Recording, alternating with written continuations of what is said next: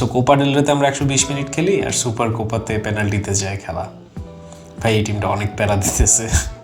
Let's talk about tonight's match. So সব কথার আগে মেইন কথা, আমাদের এই সিজনের first final, and that too against Real Madrid. So as a Barca fan, this is probably the best possible thing that could have happened and also the most মানে বেশ risky একটা জায়গায় এখন আসলে জাভি অ্যান্ড হিজ টিম নিজেদেরকে একটা different kind of প্রেশারের মধ্যে নিজেদেরকে দেখবে। সো ফার্স্ট থিং ফার্স্ট, বার্সেলোনার যেটা এখন পর্যন্ত সবচেয়ে বড় struggle, that is self belief. এবং আমি জানি না আসলে এই টিমটা অলমোস্ট এখন 1 বছরের উপরে হয়ে গেছে একসাথে খেলতেছে।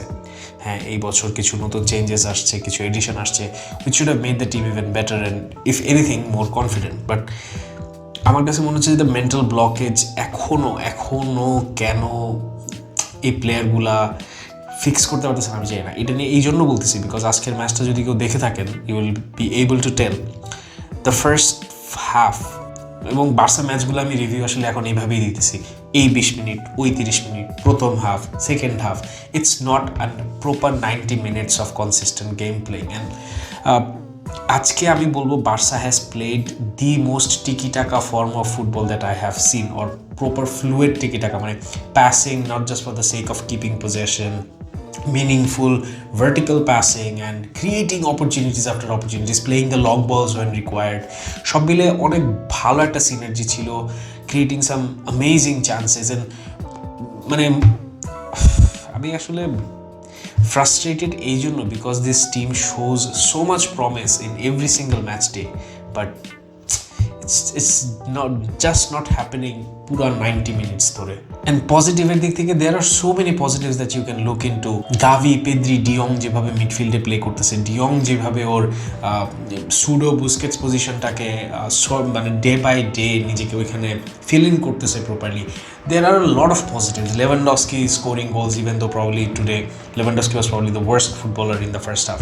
So things are happening, but just not consistently. So আজকে টু বি ভেরি অনেস্ট, আমি তেমন কোনো মেজর এক্সপেকটেশন নিয়ে খেলাটা দেখতে বসি নাই। কালকে রিয়াল মাদ্রিদ অনেক স্ট্রাগল করছে against Valencia. I think Valencia deserved to get different result from yesterday's match. They were really good, but Real Madrid showed their quality and class in the penalty and they went through in the final, and thankfully এখন একটা El Clasico দেখতে পাবো, এটার জন্য খুশি। But আজকে আমি আসলে এরকম কোনো এক্সপেকটেশন নিয়ে খেলা দেখতে বসি নাই বিকজ এই স্কেজুলগুলোতে big teams are sort of known to slip up, and Real Betis is a very competitive team, very competitive team, and they gave us the run for our money. So এখানে আসলে Real বেটিসকে হেও করে বলার কিছু নাই, but Barcelona should have finished the game in the first half, as simple as that. মানে when you control a game to the extent that Barcelona did in the first half, if you do not finish it off, তাহলে second হাফে বা এরপরে যে এটাকে extra টাইমে টানা লাগে, পেনাল্টিতে টানা লাগে, এই জিনিসগুলো আমরা দেখি ফুটবলে হয় because the other team grows in confidence, the other team gets a little bit more opportunity, and this just in general tries to change the game. And Manuel Pellegrini is a tried and tested coach, tried and tested manager, strategist, tactician. So he is definitely going to change the game in the second half. So ওইখান থেকে second হাফে Betis একটা খুবই consolidated and much more improved team মনে হয়েছে। Where on the other hand, আমি জাভির খুব ভোকাল একজন সাপোর্টার, এবং আমি ওকে মানে যখনই কোনো স্লিপ আপ হয়েছে, যখনই কোনো মেজর গুফ আপ হয়েছে, I have always defended him. But there are some things that I think it's the inexperience of Xavi. Taking off Dembele and De Jong at the 65 minute when you were just one goal ahead, আমার মনে হয় না কোনো footballing মানে আইডিওলজিতে it makes any sense.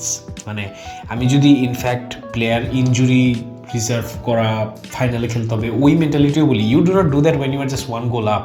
এটা যদি 2-3 গোল হইতো তখনও আমি জিনিসটা বুঝতাম যে আচ্ছা, two most influential players on the field probably being taken off, and the moment that substitution happened, the entire game changed, the entire dynamics of the game changed, and the pace, the fluency, the chances creation, everything went down the hill. So Rafinha has been absolutely disastrous today, and keeping Rafinha and picking up Dembele is something that ভাই আমার ছোটো মাথায় ঢুকবে না। So এরকম কিছু decision আসলে জাভির আমার বুঝতে অনেক কষ্ট হয়। আমি ক্লিয়ারলি জিনিসটা আসলে এখন পর্যন্ত ফিগার আউট করতে পারতেছি না what's the thing or what's the combination that Xavi is trying to break or sort of settle down on. And একটা প্লেয়ারের কথা আসলে না বললেই না, and it's not a Barca player, in fact আমি বলবো যে আসলে রিয়াল বেটিসের এই একটা প্লেয়ারের কাছে আজকে বেসিক্যালি বার্সা ব্যাকলাইন নাকানি চুবানি খেয়েছে literally over and over again, Luis Henrique. So এই প্লেয়ারটা এত ব্রিলিয়েন্টলি খেলতেছিল with so much panache and confidence যে players like Araujo, Kounde, even experience players like Christensen, Alonso সবাই প্যারা খাচ্ছিল। অ্যান্ড যেই গোলগুলা হয়েছে, even some of the chances that were created, the more clearer chances that Betis created, ওগুলো আসলে ওই Luis হেনরিকের হাত ধরেই আসছেন।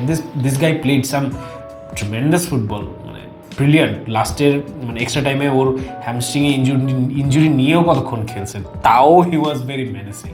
সো একটা প্লেয়ারের কাছে আজকে বার্সেলোনা অলমোস্ট ধরা খেয়ে গেছিল। And since we are on the topic of talking about players, Barcelona একটা প্লেয়ারকে নিয়ে আসলে কথা না বলি না, দ্যাটস টার স্টেগেন। এবং প্রত্যেকটা ম্যাচে আসলে রিভিউতে দিন শেষে টার স্টেগেনের কথা বলাই লাগতেছে, বিকজ ও একটা না একটা save or couple of saves or handful of saves করতেছে in every single match that are absolutely pivotal to get us 2 points, to get us 3 points, and just keeping us in the race for the competitions that we are competing in. So Ter Stegen has been absolutely otherworldly, এবং ওর চুলের hair কাটটার জন্য ওর মনে হচ্ছে আর 5 বছর বয়স কমে গেছে। So this guy seems like a very different player. এবং যে দুইটা গোল আসলে বার্সেলোনা কনসিড করছে ওইখানে ওর কিছুই করার ছিল না। সো দুইটা penalty save and lots of other saves. Even though Barcelona were the better team in the first half, some of the more clearer chances fell to Real Betis. So আমার কাছে এটা একটা বিশাল বুস্ট আমি বলবো going into the final against Real Madrid. And last but not the least, Ansu Fati, ওর গোলটা was probably এই সিজনে দেখা আমি বলবো ক্লাব ফুটবলে আমার best goal in this season so far. It was a magical goal, a goal worthy of Barcelona's number 10. So I hope this kid can build something from this. And last video that I বলেছিলাম যে I'm very pessimistic about Ansu Fati returning back to what he was before his injury, but tonight's goal definitely is one of those moments that can prove me wrong, and there is nothing in this world I would love than for me to be wrong about Ansu Fati's prediction. So আমাদের first final এই সিজনের against Real Madrid, and absolutely can not wait to see what happens, and hopefully inshallah we might just win our first title in the Xavi era against Real Madrid.